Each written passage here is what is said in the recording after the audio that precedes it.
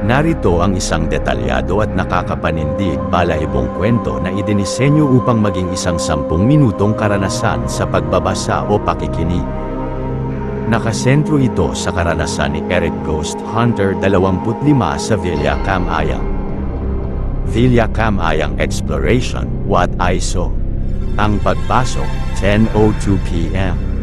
Malamig ang simoy ng hangin ng gabing yun, at ang tanging naririnig ay ang huni ng mga insekto at ang kaluskos ng mga tuyong dahon sa bawat hakbang. Eksaktong 2 minuto pasado 10:00 ng gabi nang tumapak si Eric, mas kilala ng kanyang mga manonood bilang Eric Ghost Hunter 25, sa kinalawang na tarangkahan ng inabandonang Villa Camayang. Sanay na si Eric sa mga ganitong misyon. Dala ang kanyang matapat na camera, flashlight, at EMF reader. Nagdesisyon siyang gawin ang exploration na ito ng solo. Walang crew, walang kasama. Siya lang at ang tahimik na gabi.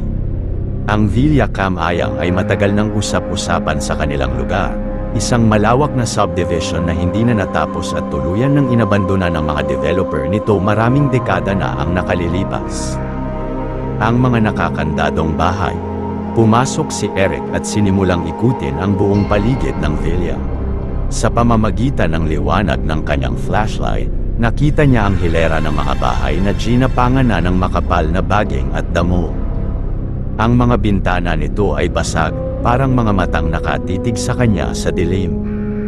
Sinubukan niyang lumapit sa ilang mga bahay upang tignan kung maaari siyang pumasok para sa kanyang vlog. Hinawakan niya ang mga doorknob, ngunit halos lahat ay kalaw-angin at nakakandado pa rin. Mga sir, mukhang sarado ang mga bahay rito.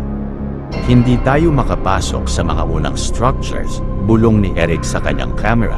Pinapanatiling mababa ang boses upang hindi mabasag ang nakakabinging katahimikan ng lugar. Ipinagpatuloy niya ang kanyang paglalakad, papasok sa mas madilim at mas masukal na bahagi ng villa.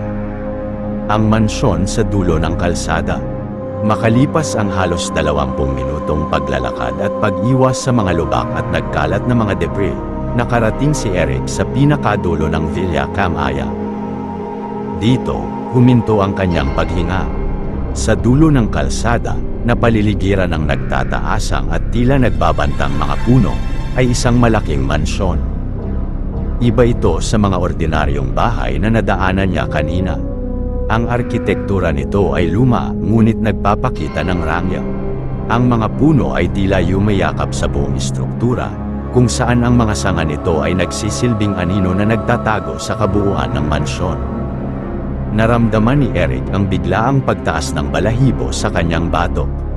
May kung anong mabigat na enerhiya sa paligid ng mansyon. Ang intro at ang tuklas. Kahit kinakabahan, alam ni Eric na ito ang magiging highlight ng kanyang video. Huminto siya sa tapat ng malaking gate ng mansyon, huminga ng malalim, at inihanda ang kanyang camera. What's up, mga ka-hunter? Ako si Eric Ghost Hunter 25, at nandito tayo ngayon sa pinakadulo ng Villa Camayang. Panimula niya sa kanyang video. Itinutok ang camera sa kanyang sarili bago dahan-dahang inikat ito upang ipakita ang nakakatakot na ganda ng mansyon. Tignan niyo ang istrukturang ito. Napapalibutan ng malalaking puno at naputol ang sasabihin ni Eric. Habang nakatutok ang kanyang lens sa itaas na bahagi ng mansyon, may napansin siya sa screen ng kanyang camera. Inibaba niya ang camera at kinurap-kurap ang kanyang mga mata upang kumpirmahin kung totoo ang kanyang nakita. Sa isa sa mga bintana sa ikalawang palapag ng mansyon, may kislap ng ilaw. Hindi ito hugis orb, at hindi ito mukhang multo. Isa itong malinaw at matalim na liwanag na nagmumula sa isang flashlight. At gumagalaw ito. Ang tunay na panganib. Biglang bumilis ang tibok ng puso ni Eric. Bilang isang ghost hunter, sanay siyang harapin ang mga bagay na hindi nakikita. Ngunit sa mundo ng urban exploration, alam ng lahat na ang pinakadelikadong makasalubong sa isang abandonadong lugar ay hindi ang mga patay, kundi ang mga buhay. Naisip niya agad, sino ang nasa loob ng mansyong ito sa ganitong oras ng gabi? Maaaring mga magnanakaw na kumukuha ng mga natitirang bakal at cable. Maaaring mga miyembro ng sindikato o mga taong nagtatago sa batas. Patuloy na gumalaw ang ilaw sa itaas na palapag. Naisip ni Eric na kung may isang taong may hawak ng flashlight doon, napakalaki ng posibilidad na hindi ito nag-iisa. Baka may buong grupo sa loob. Siya ay mag-isa, walang armas, at nasa pinakadulo ng isang madilim at abandonadong lugar kung saan walang makakarinig sa kanya kung sakaling siya ay sumigaw. Ang ligtas na desisyon.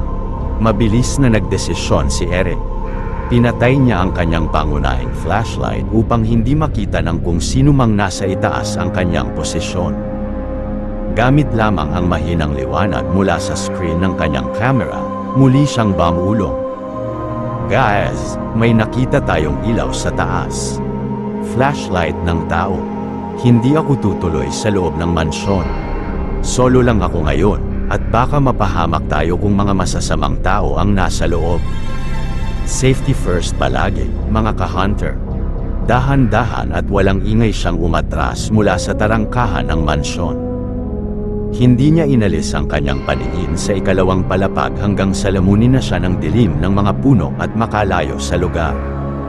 Pagpapatuloy sa labas, hindi tinapos ni Eric ang kanyang exploration, ngunit siniguro niyang malayo na siya sa peligro. Ipinagpatuloy niya ang kanyang pag-iikot at pag-vlog sa labas ng mga naunang bahay na malapit sa exit ng Villa Camayang. Pinagmasdan niya ang mga abandonadong kalye, ang mga punong umuugoy sa hangin, at ibinahagi sa kanyang mga manonood ang kasaysayan ng lugar mula sa labas. Nang matapos ang gabi at nakalabas na siya ng ligtas sa Villa Camayang, naiwan sa isip ni Eric ang isang mahalagang aral: sa bawat paghahanap sa mga multo sa dilim, kailangan mo ring mag-ingat sa mga halimaw na humihinga. Nasiyahan ka ba sa pagkakagawa ng kwentong ito o may iba ka pang gustong idagdag sa mga susunod na misyon ni Eric Ghost Hunter 25?